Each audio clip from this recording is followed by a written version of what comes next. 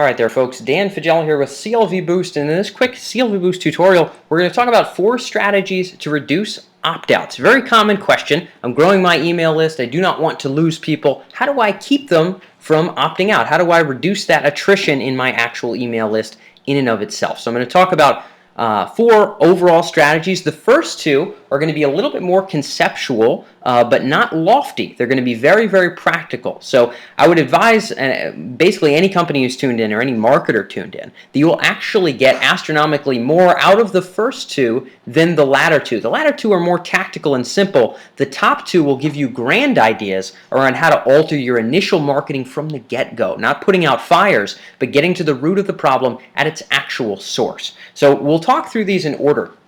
First and foremost, we'll get into setting expectations before and at the point of opt-in. So ultimately, a lot of our issues around opt-out, and to be frank, a lot of our considerations around marketing and marketing automation in general have to do with the expectations of our prospects and customers.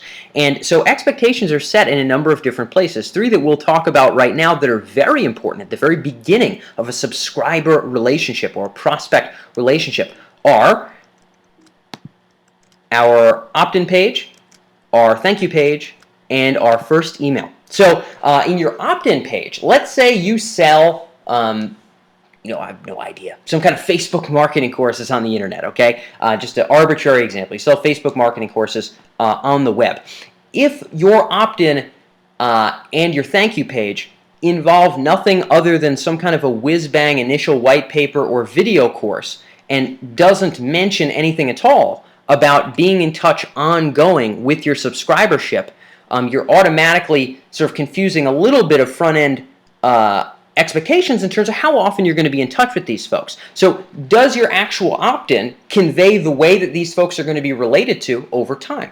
So one of them has to do with, do people know that they're going to hear from you often?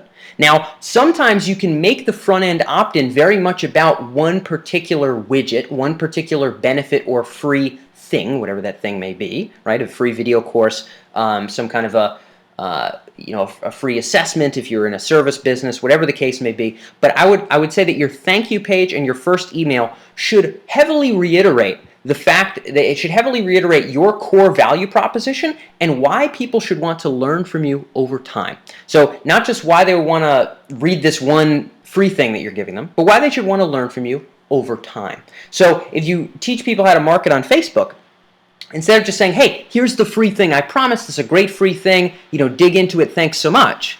Instead of doing that, say, give them a bit of story around your brand, give them a bit of story around your company, talk to them about a little bit of how you do Facebook marketing in a different way and why people prefer to learn from you, and also pre-frame and let them know what are they going to learn in the coming weeks ahead. So in the coming weeks ahead, I often use those exact words in my front-end autoresponder. In fact, if you go to clvboost.com and you enter for our own white paper or subscribe to our own newsletter there, you'll see that we mentioned this in our very first email. In the coming weeks ahead, we'll be explaining blankety, blankety, blank, whatever the case may be, right? And those are core benefits that tie to your core value proposition. So let's use another arbitrary example. We could do anything at all, but let's say, hypothetically, you are selling yarn and knitting products online. We recently had somebody that applied for the Blueprint program over here at CLV Boost, actually looking to do something similar to what we did in the martial arts industry in the crafts and yarn space. So they're selling a lot of physical products in crafts and yarn, and so they're giving away a lot of courses around how to make a sweater, how to make a hat, and things along these lines. But their initial emails after delivering that free How to Make a Sweater book weren't really mentioning why learning crafting from this particular company was different, better, more instructive, easier for a beginner than going elsewhere. So the core value proposition wasn't resonated early on. And so when people keep getting those emails in the inbox and they don't really know why they should connect to you, guess what? Most of them really don't connect to you. So the best way to make that connection or ensure it as much as you have control over ensuring it is to reiterate your value proposition early on your opt-in page and your thank you page and in your first email, and set those expectations that you will be in touch moving forward with great content about blank. Whatever the blank may be that covers your field or your domain, it should overlap with your unique value proposition. Now, moving forward, we can get into knowing your prospects. Now, I know absolutely everybody will say, man, know your I know my customers. By golly, my average buyer is a 44-year-old white male, whatever the case may be, right? Different people, you'll have some notion of who your buyer is.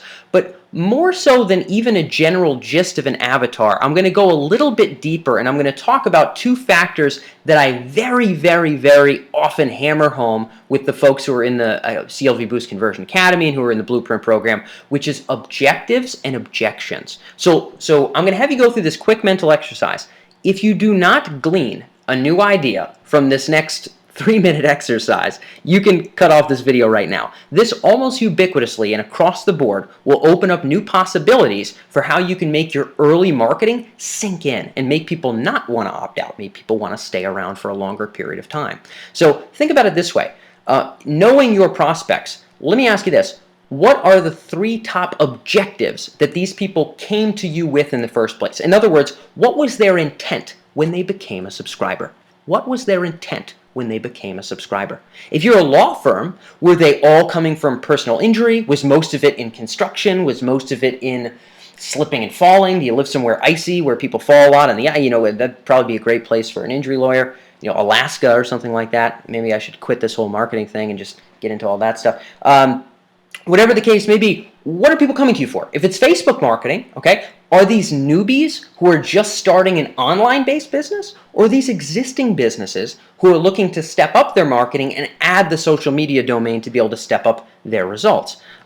Generally speaking, what are the 3 top objectives of people that come to you? The intent, the motive that brought them to you, the motive that they were hungry for when they landed on your site, that they are still hungry for now that they're on your list. What are those top 3? If you don't know those in order, I would actually tell you that you don't quite know your prospects or customers yet. If you don't know those in order, I would argue that you don't quite know your customers and prospects yet. Now, how you find this out is you call them or you send out an open-ended poll. You don't give them a drop-down of options. You send them an open-ended poll and you say, hey, when you first came to us, what was the big problem you were trying to solve? Or what was the big goal that you had when you showed up and you wanted us to help? What was the big goal that you had? Ask your subscribers this question. Ask your buyers on the phone. Call people. Calling people is the best way. You hear their tone of voice. You hear how genuine they are. You get a sense for their age. You get a sense for how involved or not involved they are in this actual process, how connected they feel with you. There's a lot of benefits to a lot of different kinds of qualitative data, but find that qualitatively and look for the patterns and identify those top 3. And the same thing goes for objections. Objections we can define roughly as reasons people would stop listening to you and reasons people would not do business with you. What are the big turnoffs? The things where if you do blank, they are leaving. They are out the back door, sayonara. Again, if you don't know those top 3 in order, I would argue you may, in fact, not really know your customers. Now, how do we actually make useful, fruitful decisions around this particular set of data here? Our qualitative 3 top objectives and objections. The way that we do that is we integrate both of these into our opt-ins, our thank you page, our first email, and into our ongoing email communication. If you have an autoresponder, if you have a newsletter, and we open up your last 12 newsletters and they don't heavily involve these, and or they don't at least avoid or address in some way potentially these, then we're probably in trouble. If your autoresponders and newsletters aren't directly countering and overcoming your objections and aren't directly addressing the objectives of the people that came to you, we are in trouble. Almost anyone who goes through this exercise vigilantly, polls their list, calls people, gets these 3 in order, and then looks at their autoresponder, they put their palm right on their forehead, and they usually say, some kind of variation of 4-letter words that I would prefer to kind of avoid with YouTube just for the professionalism and everything that we're trying to maintain here. So this is ubiquitously a fruitful exercise for business owners and marketers. Whether you're e-commerce, whether you're brick and mortar, this is a, 2-day project that you can basically have somebody, some lower level person in the marketing office do, or if you're a solopreneur, you can do it yourself, but very high yield in terms of keeping people from leaving you and also in terms of converting them down the line. Those 2 work hand in hand. So moving along, we're going to limit gimmicks in our email copy. So again, we talked about managing expectation, okay? Managing expectation is the ongoing theme here in terms of reducing opt-outs altogether, okay? Managing expectation is the ongoing theme that we're going to be working with here. The idea is that we want to limit, there's two ways that we can sort of limit what I call kind of gimmicks, okay? One of which is whiz-bang subject lines. A whiz-bang subject line is a subject line that you can really only use once unless, and if you use it more than once, it's going to drastically decrease in its effectiveness, okay? An easy one that might be used here is, OMG, or bad news, ... Some of these classic internet marketing style subject lines. Or something ominous, something curiosity-laden, something that seems like a big deal, but you're not really being specific about what it is. Anything that is kind of a gimmick to get the email opened, if used repetitively,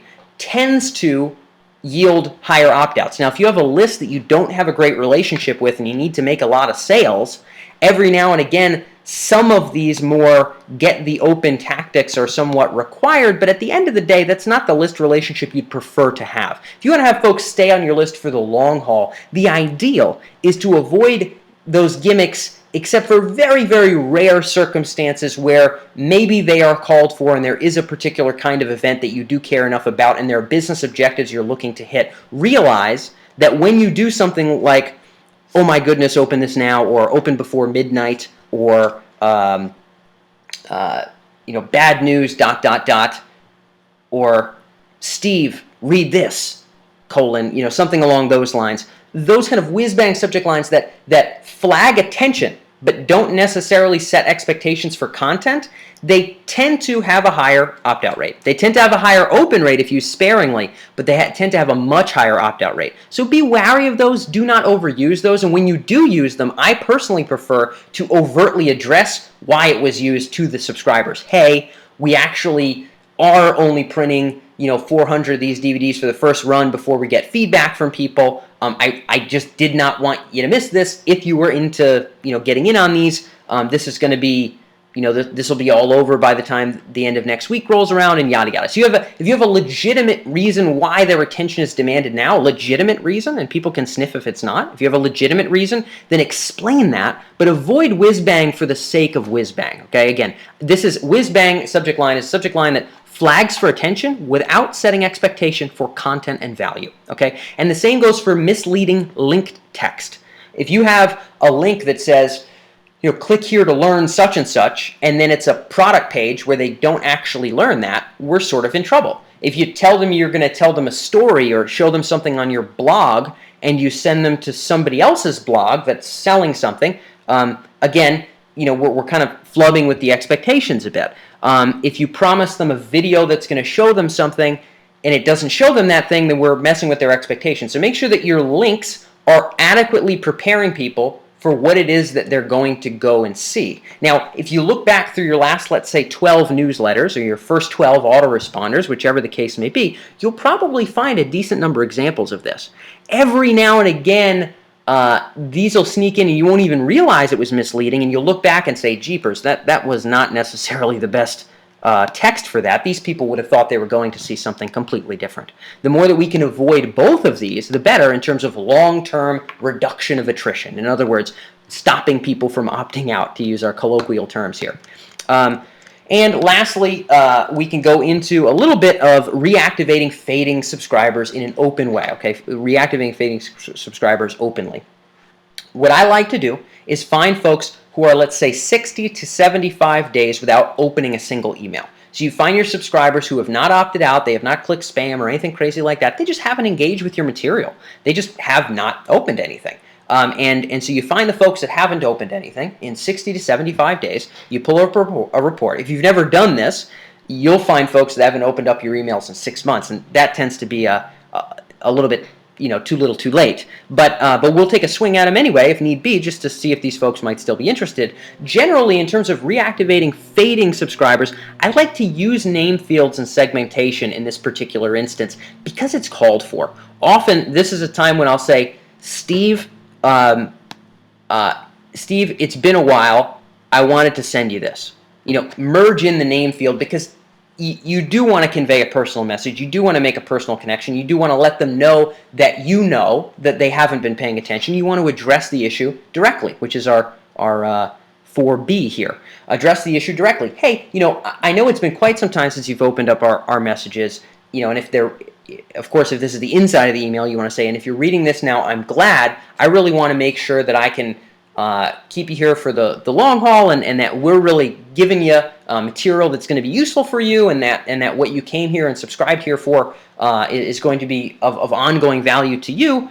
And then in general, in these kind of fading subscribers reactivation campaigns, we like to give value, generally something about our top objectives, right? What they would have come here for in the first place. Hey, we had this collection of case studies that we did of our recent customers that almost everybody found super helpful in our recent blog series. I know it's been a while since you've read our emails, so I wanted to send this to you right now and just make sure that you could get a lot of value out of this. If you have any questions, you can email us directly, but go ahead and check this out. And again, if there's something else that you want to see, just feel free to let us know. I know it's been quite some time since we've last connected, yada, yada. Sending out 2 or 3 of those over the course of, let's say, 1 to 2 weeks is generally a nice way to hook back in some folks who otherwise would have faded and left. So in general, once per month, I will find all the folks who in the last 60 to 75 days have opened nothing.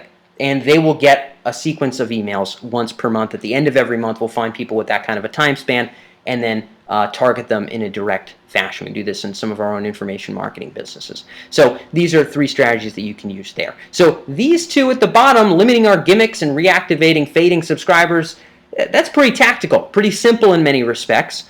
Setting your expectations and knowing your prospects at this deeper level of the order of the top objectives and the order of the top objections. This is richer and deeper information that almost undoubtedly will help you recraft your initial marketing in the first place to make sure you're hooking attention and really building that long-term relationship that improves customer lifetime value ubiquitously. And of course, that's what we focus on here. CLV Boost stands for Customer Lifetime Value Boost, right? The goal is to keep folks around, be of continuing useful value, and we have to keep them from opting out if we want to do that. And we do that by being better marketers, but also better givers of value. And we do that by knowing who the heck we're talking to and really resonating with those points early on in our marketing. So these will open up a lot of possibilities for your early marketing efforts. These will give you some great plug-and-play strategies to keep folks around now. I hope that this tutorial was useful for you. If you're interested in learning more of our CLV Boost tutorials, make sure you subscribe here on the YouTube channel if you are in fact here. If you're reading this on our blog, feel free to leave us a comment or shoot us an email if there's any cool topics you'd like us to cover in future CLV Boost tutorials. I look forward to catching you on the next episode.